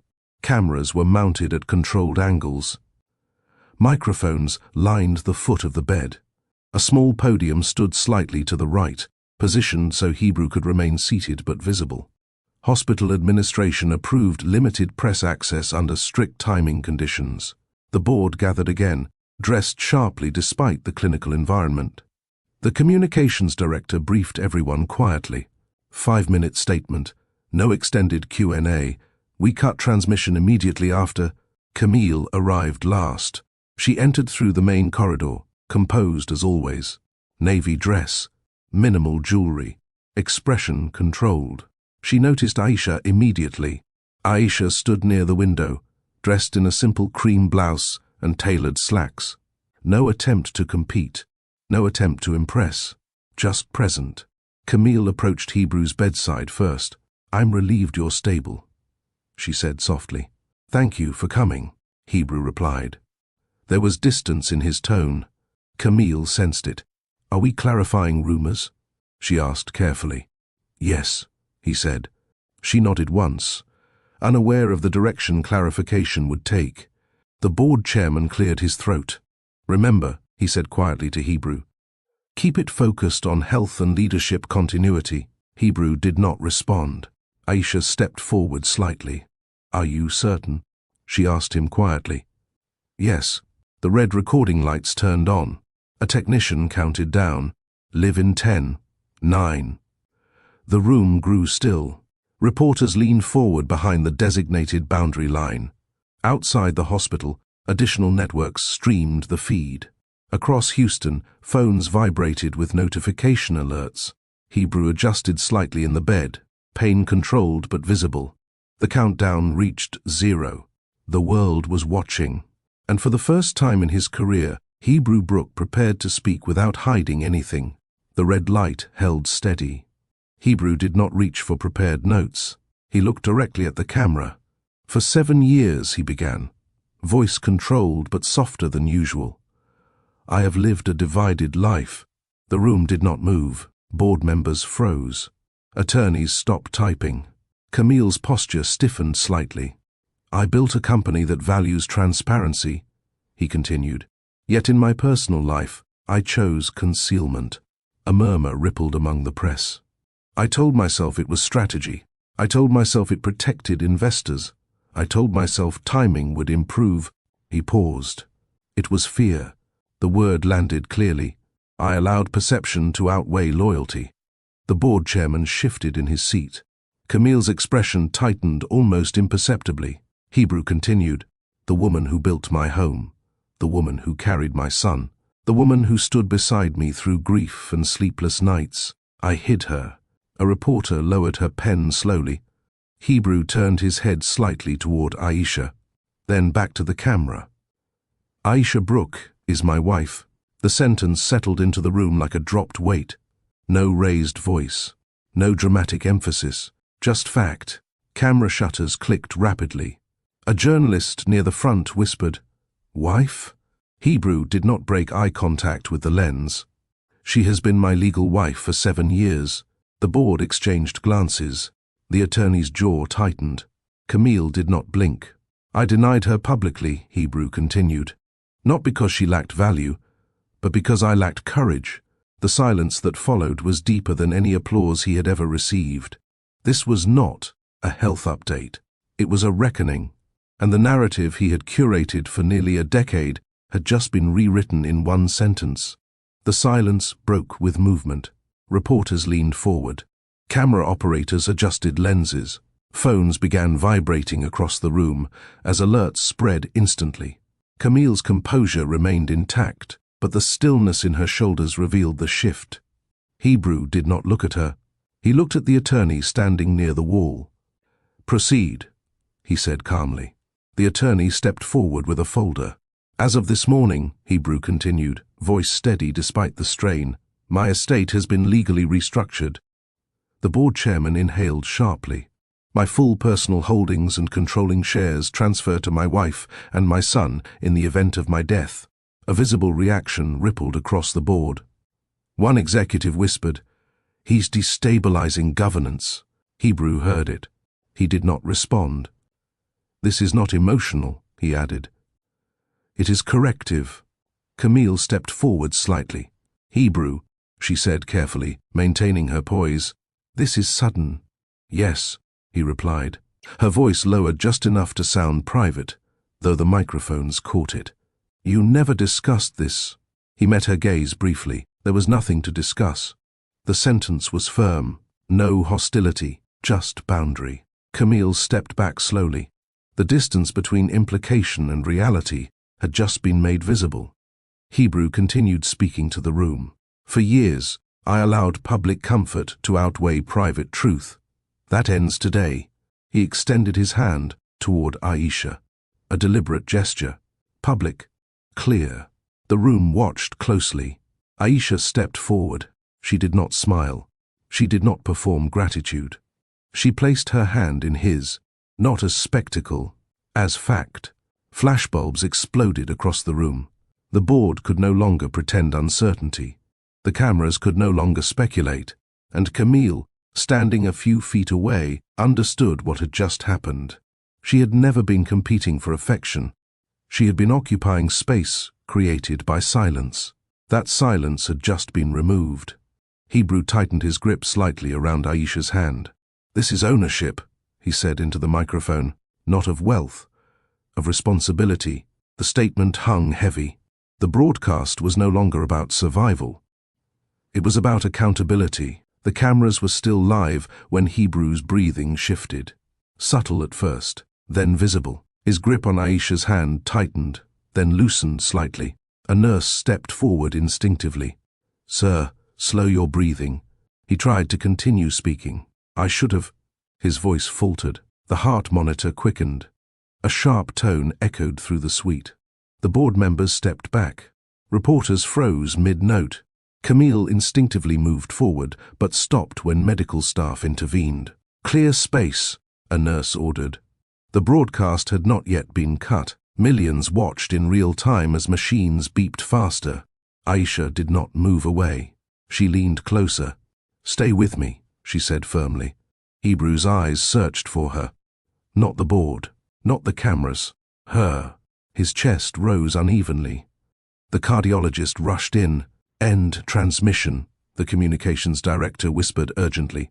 The screen feed cut to a hospital logo seconds later. Inside the room, the moment stretched. Hebrew, Aisha said, steady but direct. Look at me. His eyes locked onto hers. You were never after my money, he managed faintly. She leaned closer. I never was. His breathing stuttered again. You wanted me, he whispered. Yes. The machines continued their urgent rhythm. And I was afraid, he admitted. Her throat tightened. I know. His hand moved slightly against hers. If I survive, marry me again. Publicly, tears filled her eyes for the first time. Survive first, she replied. The doctor signaled staff. Medication adjusted. Oxygen increased. The heart monitor steadied gradually. Slowly, deliberately. The tension in the room did not dissolve immediately, but it shifted. He had collapsed under divided identity. He had confessed under pressure. Now his body hovered between consequence and correction. After several long seconds, the cardiologist nodded. He's stabilizing. The board exhaled collectively. Camille stepped back fully. Margie entered quietly. King held close behind her. Aisha remained beside the bed. She did not release his hand. Not because the cameras had watched, because the truth had finally stood in full light. And for the first time in 7 years, nothing about her presence was hidden. The room cleared slowly. Board members were escorted out first. Reporters were already speculating online. Hospital staff moved with controlled urgency. Only immediate family remained. Aisha stood beside the bed, her hand still wrapped around Hebrew's. King hovered near the doorway, uncertain but watching. Margie rested a steady hand on his shoulder. The machines had calmed. The heart monitor now held a measured rhythm. But the cardiologist did not hide concern. He's stable for now, she said quietly. But the next 24 hours are critical. Critical. The word echoed differently this time, not as prediction, As warning, Hebrew opened his eyes again. Weak, but conscious, he looked around the room slowly. The board was gone. The cameras were gone. Only family remained. "You stayed," he whispered again. This time not in surprise. In choice. Aisha nodded slightly. "I stayed because this is my family," she said. His gaze shifted toward King. The boy stepped closer. "Dad?" Hebrew's lips curved faintly. "I'm here." King swallowed. "You scared everyone." "I know." There was no corporate language left, no strategic phrasing. Only honesty stripped of defense. The cardiologist returned to the bedside. "You need to rest," she instructed. "Your body cannot endure another surge." Hebrew looked at Aisha. "Don't leave," he murmured. She shook her head. "I'm not leaving. Not tonight.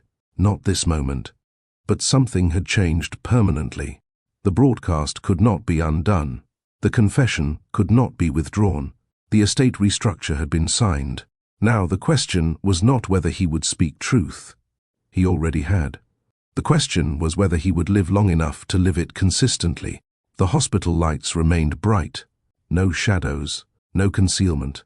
And in that stark clarity, Hebrew understood something fully for the first time. He had almost died protecting perception. Now he was fighting to survive truth. Late that night, the hospital floor quieted. Margie took King home to rest. The board had issued a brief public statement confirming Hebrew's condition as stable. Markets would react in the morning.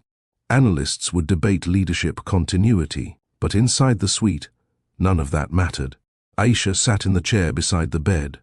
Hebrew was awake but weak, oxygen lines still in place. "You didn't have to stay," he said softly. "Yes, I did. For me, for my son, and for the truth." He absorbed that carefully. "I should have done this years ago," he admitted. Yes, no comfort in the answer, just agreement. "I convinced myself I was protecting you," he continued. "From scrutiny, from criticism. You were protecting yourself," she replied. He did not argue. "I was afraid," he said quietly. "Of what?" "That they would question why I chose you." She studied him carefully. "And why did you choose me?" He managed a faint smile. "Because you never chose my money."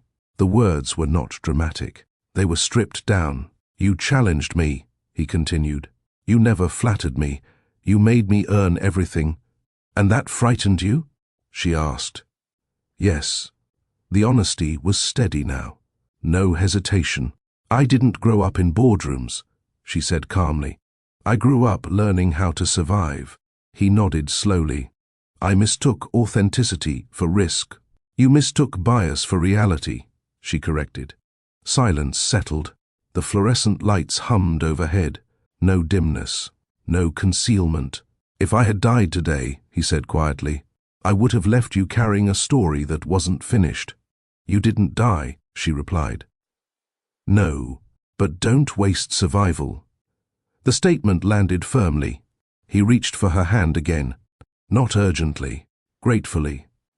"I won't." She did not lean in to comfort him. She remained steady, because forgiveness had not yet arrived, only recognition. And recognition does not erase damage. It begins repair. The monitors continued their steady rhythm. Hebrew shifted slightly, wincing as the movement reminded him of his limits. "Aisha," he said quietly. She leaned closer. "Yes." "If I survive this." She waited.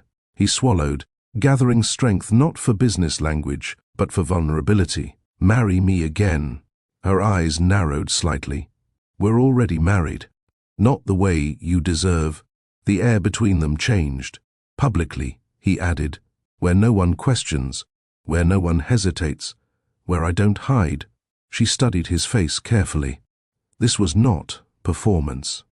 There were no cameras, no board members, no pressure to impress, just a man who had nearly lost everything. "You think a ceremony fixes it?" she asked. "No. Then why?" "Because I want to stand beside you in daylight, without calculation, without delay." Her breathing slowed. "And if the board resists?" "I'll replace the board." And if investors panic, I'll answer them. And if headlines criticize you, I'll read them. No deflection, no strategy, just acceptance. She moved slightly closer to the bed. You had 7 years, she said softly. I know. Why now? Because I finally understand what I was risking. Her voice lowered. And what was that? You. The word carried more weight than any press release. She did not smile, but her posture softened. Survive first, she said quietly. He nodded. That's fair. And if you survive, she continued, you don't get to return to comfort. I won't.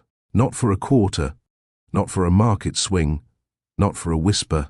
I won't. The promise was simple, unadorned. For the first time, he was not negotiating outcome. He was committing. She rested her hand lightly over his. Then live, she said. He closed his eyes briefly. Not in defeat, in focus. Because for the first time, survival meant more than valuation. It meant consistency. At 3:12 a.m., the cardiologist returned with updated readings. Heart rhythm steady. Enzyme levels improving, she said. He's responding. The word responding felt significant. Not healed, not cleared. Responding. Hebrew opened his eyes as she adjusted the fourth. You're not going anywhere tonight, she instructed firmly. He nodded faintly. After she left, Aisha remained seated beside him. The adrenaline of the broadcast had faded. What remained was exhaustion. Outside the suite, media commentary had shifted tone. Analysts debated leadership implications. News panels replayed the moment he said her name. But inside, the environment felt stripped of spectacle. Just recovery. Just consequence. Hebrew looked at her again. Did I embarrass you? He asked quietly. No. Did I make it harder? Yes. He accepted that. Will you stand beside me if this costs us something? He asked. She did not answer immediately. I've already paid the cost of invisibility, she said calmly. Public correction is not my burden. It's yours. He nodded. And I will carry it. She studied him carefully. The man in the hospital bed was not the same man from the boardroom floor. Fear had been replaced with exposure. Exposure had produced confession. Now confession required consistency. Rest, she said gently.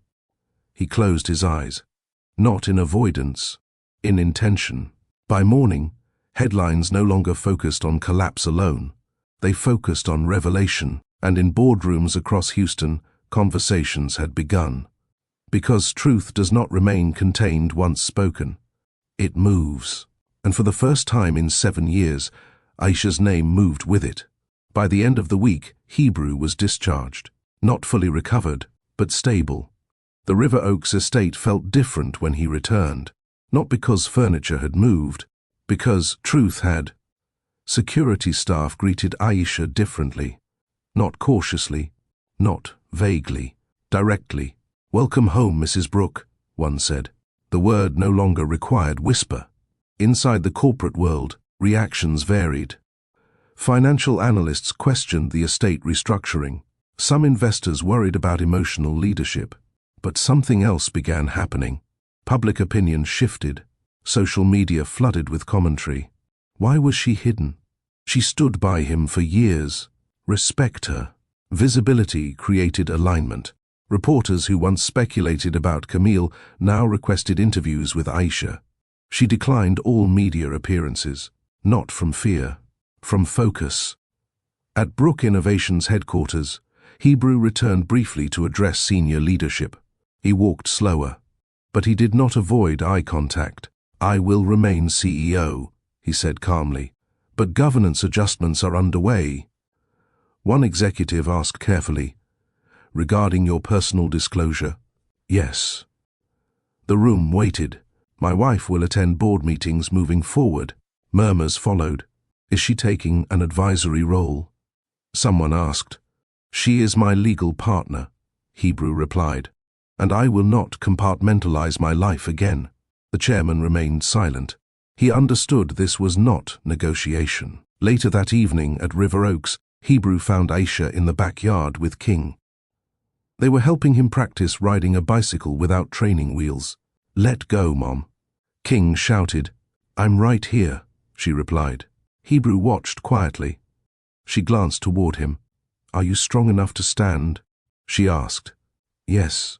"Then help." He stepped forward and steadied the bicycle. When King pedaled forward successfully, laughter filled the yard. For years, Hebrew had managed visibility carefully. Now he realized something simple. Respect had not vanished when he claimed her. It had increased. But Aisha did not rush toward gratitude. She remained observant.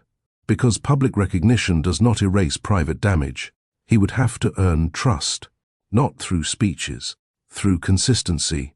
Camille released her statement 3 days later. Short, controlled, professional. "I wish Mr. Brooke a full recovery.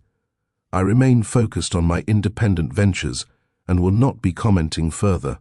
No accusation, no scandal, just withdrawal." Business media shifted tone quickly.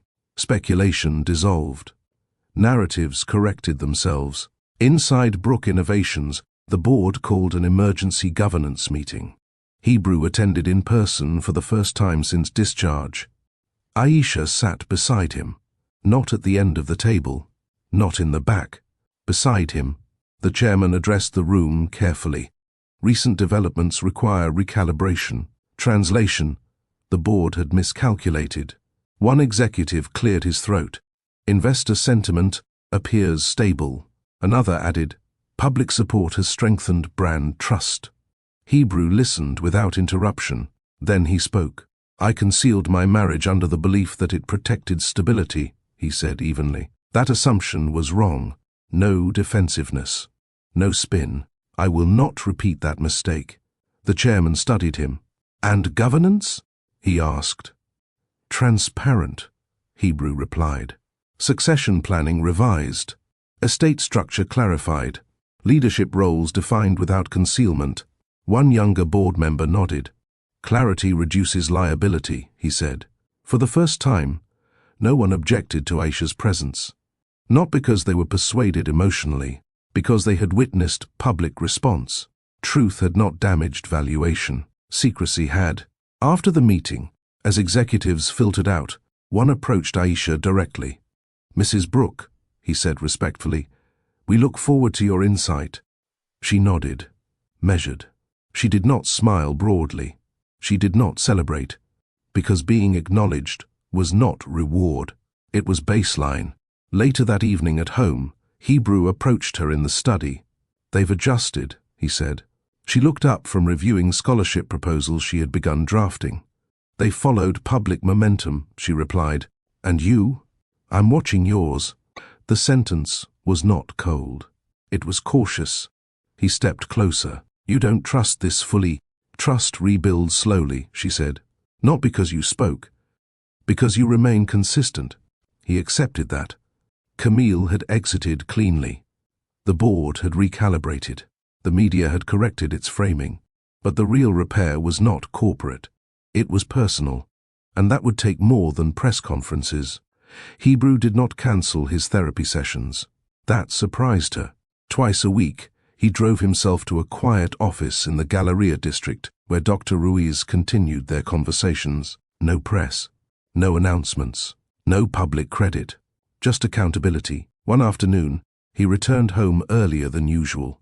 Aisha was in the kitchen reviewing a proposal for a scholarship fund she had quietly started drafting. "You went?" she asked. "Yes, and I don't like what I'm learning." She closed the folder slowly. "Which is that I built confidence in rooms where I held authority, but I avoided courage in rooms where I felt judged." She listened without interrupting. "I mistook control for strength," he continued, "and approval for validation. And now, I'm separating them." He sat across from her at the kitchen island. "I spent years anticipating investor reaction," he said. "I never anticipated your exhaustion." That admission carried weight. "You didn't want my exhaustion," she replied. "You wanted my patience." He nodded. "Yes." Silence held for a moment. He reached into his briefcase, and pulled out a printed schedule. "What is that?" she asked. "My calendar." She raised an eyebrow. "I've blocked recurring family time," he said. "Non-negotiable." She studied the page. Wednesday evenings, Saturday mornings, school events highlighted. "No assistants managing it?" she asked. "No." "Board override?" "No." She looked at him carefully. "This isn't grand," he added. "It's consistent." Consistency. That was what she had asked for years ago. Later that week, Hebrew attended King's school parent conference publicly. No secondary entrance. No discreet exit. When another parent asked casually, "So you're his uncle?" Hebrew answered clearly, "I'm his father." No pause. No correction needed. That night, Aisha watched him help King with math homework. He was patient, present, not distracted by phone notifications. "You're different," she said quietly once King went upstairs. "I'm intentional," he corrected. She did not argue, because change had shifted from speech to behavior, and behavior, unlike apology, accumulates proof. The annual shareholder meeting was held at the George R. Brown Convention Center in downtown Houston. For years, Hebrew had walked that stage alone. This time, he arrived with Aisha. No dramatic entrance, no exaggerated display, just side by side. Cameras flashed as they entered the lobby. Reporters whispered, "She's here." The board had already been informed. The agenda included revenue forecasts, strategic growth, and regulatory updates. No mention of personal matters, but Hebrew adjusted that slightly. When he stepped onto the stage, applause followed. He began with financial metrics. Projected earnings, federal contracts secured, market expansion. Then he paused. "For those who watched the hospital broadcast," he said calmly, "I made a personal correction." The room quieted. He turned slightly toward the front row, where Aisha sat. "I will not separate my public life from my private commitments again." He gestured toward her. "This is my wife, Aisha Brooke." No hesitation, no softened volume. Clear, sustained applause followed, not because shareholders cared about romance, because clarity reduces uncertainty. Aisha stood briefly. She did not wave. She did not perform. She nodded once and sat down. The chairman observed carefully. Investor confidence indicators displayed on internal monitors remained stable. No drop in engagement, no mass exits. Truth had not fractured the room. It had steadied it. After the meeting, a senior investor approached them directly. "Mrs. Brooke," he said respectfully, "I appreciate transparency." She responded calmly. "I appreciate consistency." Hebrew glanced at her. That word again. Consistency. Later that evening at River Oaks, Hebrew stood in the bedroom doorway, not as a man seeking forgiveness, as a man seeking partnership. "Did I hesitate?" he asked. "No." "Did I perform?" "No." "Did I correct?" "Yes." She studied him carefully. "For the first time," she said quietly, "you matched your private strength with public courage." He stepped closer. And now we rebuild, not with fire, with patience." King ran down the hallway laughing at something Margie had said downstairs. Hebrew looked toward the sound. "My son," he said aloud, as a staff member passed by the doorway. No whisper, no caution, just fact. The shift was complete.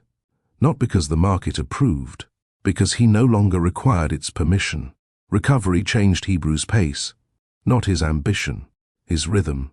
He no longer filled every hour with meetings. He delegated differently. He declined appearances that served image but not purpose.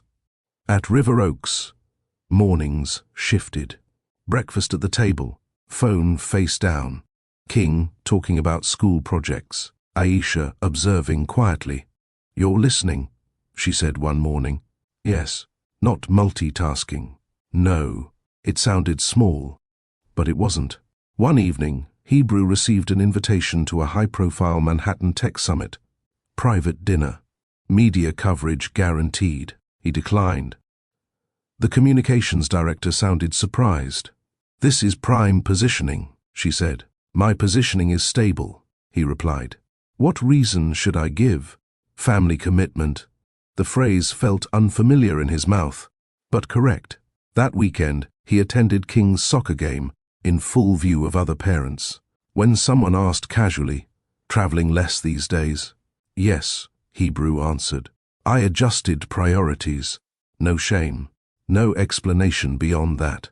Later, as dusk settled over River Oaks, Hebrew and Aisha stood on the back patio. "You don't resent what this cost?" she asked quietly. "What did it cost?" "Control." He considered the question carefully. "I never had control," he said. "I had influence. That's different." She studied him. "And now I have alignment." The word felt earned. He stepped closer. "I don't want you beside me because it looks good," he said. "I want you beside me because it's right." She nodded slowly. "For the first time," she replied, "those two are the same. Not dramatic, not explosive, just steady." The man who once curated image above truth had begun choosing consistency above comfort. And that shift was not visible in headlines. It was visible in habit. That night, the bedroom lights remained on, not dimmed, not softened. Hebrew stood near the window overlooking the River Oaks lawn, jacket removed, sleeves rolled. The city beyond no longer felt like a stage. Aisha entered quietly. No tension, no accusation, just presence. "You're different," she said. "I had to be." He turned toward her. "For years, I chose privacy over courage," he said. "I won't confuse those again." She stepped closer. "You once moved carefully in this room," she said softly, as if even the walls were listening. He understood what she meant. Their intimacy had once felt intense but hidden. Now it felt grounded. He reached for her hand. Not urgently, deliberately. "No more hidden corners," he said. "No more hesitation," she replied. He kissed her slowly.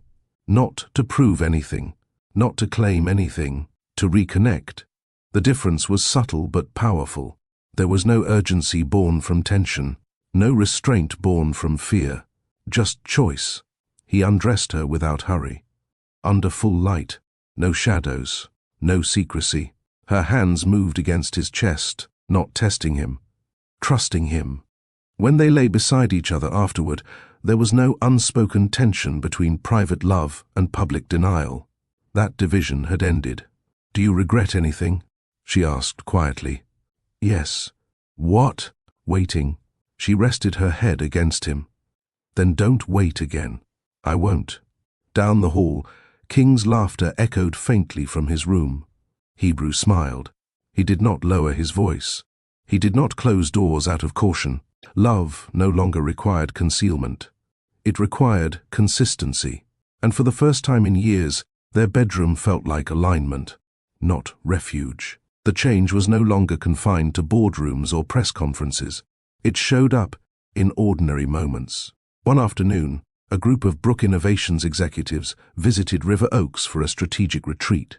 It was informal, casual attire, light discussion.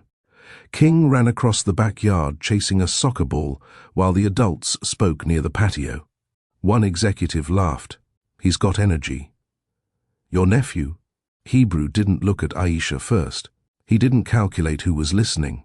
He answered immediately. "My son." No pause, no correction, just certainty. The executive nodded naturally. "Strong kid," Hebrew smiled. "He is." The conversation continued without disruption. No awkward silence. No market reaction. Just acknowledgement. Later, inside the house, one of the senior staff members asked Aisha about scheduling an upcoming family dinner for potential partners visiting from Chicago. "Would you like to host as Mrs. Brooke?" The staff member asked respectfully. "Yes," she answered calmly. No hesitation. That evening, as guests arrived, Hebrew greeted them at the front door. He did not stand alone. Aisha stood beside him. When introductions were made, he spoke clearly. "This is my wife." He did not embellish. He did not explain.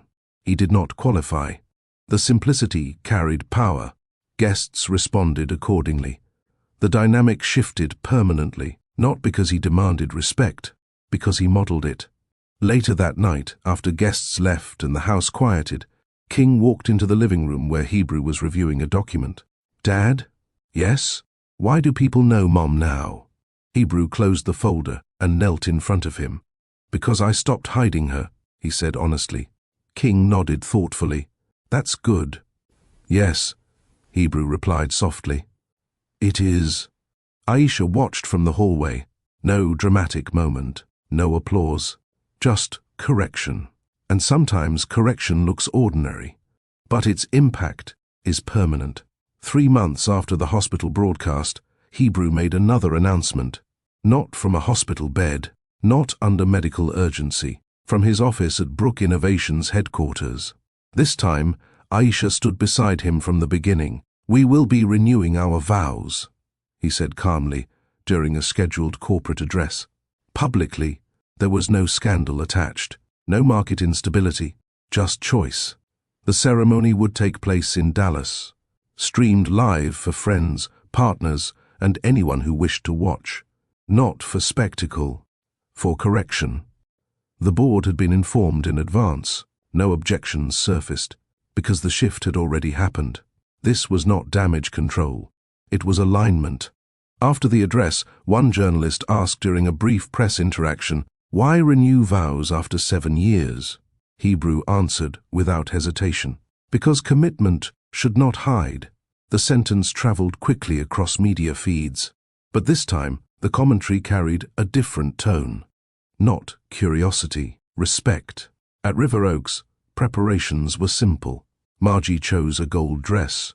King practiced carrying rings down the hallway. Aisha reviewed guest lists carefully, ensuring no one present attended out of obligation. The night before the ceremony, Hebrew stood beside her on the balcony overlooking the lawn. "Are you nervous?" he asked. "No. You were braver than I was," he admitted quietly. She looked at him. "Bravery is not loud," she said. "It's consistent." He nodded. "And I will remain that way." "Good," she replied. "Because renewal is not about a single event. It's about sustained choice." And the man who once feared attaching his name to hers, now prepared to say it in front of the world without hesitation. The next day would not be about redemption. It would be about restoration. The ceremony took place at a restored historic venue in Dallas. Open courtyard, white chairs, Texas sky wide and clear, no secrecy, no controlled narrative. Guests filled the space, board members, extended family, longtime employees, community leaders. Not because they were obligated, because they were invited. Hebrew stood at the front beside the officiant.